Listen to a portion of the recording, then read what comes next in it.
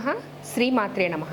శ్రీ వారాహి అనుగ్రహ పీఠం గాజుల రామారంలో శ్రీ పంచముఖి వారాహి అమ్మవారితో పాటు దశమహావిద్యా సహిత శ్రీ కామాఖ్య అమ్మవారు కూడా కొలువై ఉన్నారు.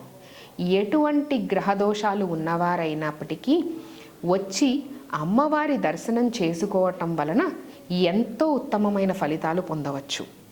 అంబుబాచి మేళా ఎంతో ప్రత్యేకమైనది. గౌహటి, అస్సాం కామాఖ్య అమ్మవారి ఆలయంలో జరిగే ఈ ఉత్సవానికి చాలా ప్రత్యేకత ఉంది. అందరి స్త్రీల లాగానే కామాఖ్య అమ్మవారికి ఈ సమయంలో ఋతుక్రమం జరుగుతూ ఉంటుంది. ఈ సందర్భంగా అమ్మవారి ఆలయం మూసివేసి ఉంచుతారు. మనకు ఇక్కడ గాజుల రామారంలో పంచముఖి వారాహి అమ్మవారితో పాటు కామాఖ్య అమ్మవారు ఉన్నారు గనుక అమ్మవారికి కామాఖ్యలో జరిగినట్టుగానే ఇక్కడ కూడా 3 రోజులు ఆలయాన్ని మేము మూసివేసి ఉంచుతామండి. అంటే జూన్ 22, 23, 24వ తారీఖులు అమ్మవారి ఆలయం మూసివేసి ఉంటుంది. కావున దయచేసి భక్తులెవరూ దర్శనానికి రావద్దు. 25వ తారీఖున అమ్మవారికి సంప్రోక్షణ జరిగిన తరువాత ప్రత్యేక పూజలు చేసి అమ్మవారి దర్శనార్థం ఆలయం తెరిచి ఉంచుతాము. అలాగే అమ్మవారి ప్రత్యేక పూజలలో భాగంగా అమ్మవారికి పంచబలి నివేదన కూడా జరుగుతూ ఉంది.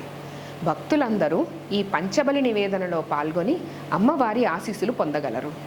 ఈ 25వ తారీఖు అంబుబాచి మేళా సందర్భంగా అమ్మవారికి జరిగే ప్రత్యేక పూజలో భాగంగా జరిగేటువంటి పంచబలి పూజ చేయించుకోవటం వలన ఎటువంటి సమస్యల నుండైనా బయటపడవచ్చు.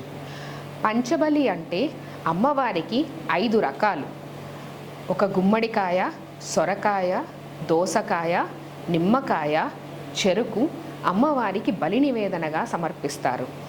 ఈ పంచబలి అమ్మవారికి చేయించటం వలన ఆయురారోగ్య ఐశ్వర్యాభివృద్ధి, విద్య, వ్యాపార, ఉద్యోగాభివృద్ధి, సకల దోష నివారణ, నరఘోష, దిష్టి దోష, అలాగే రుణ బాధ నుంచి కూడా విముక్తి పొందవచ్చు.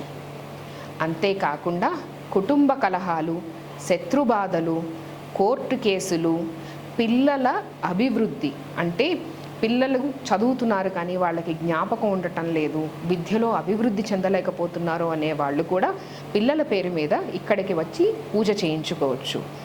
సంతానం లేనివారు సత్సంతాన ప్రాప్తి కొరకు అమ్మవారికి పంచబలి చేయవచ్చు. అలాగే పితృదోషాలు ఉన్నవారు కూడా ఈ పంచబలి చేయించడం వలన ఎంతో ఉత్తమమైన ఫలితాలు పొందగలరు.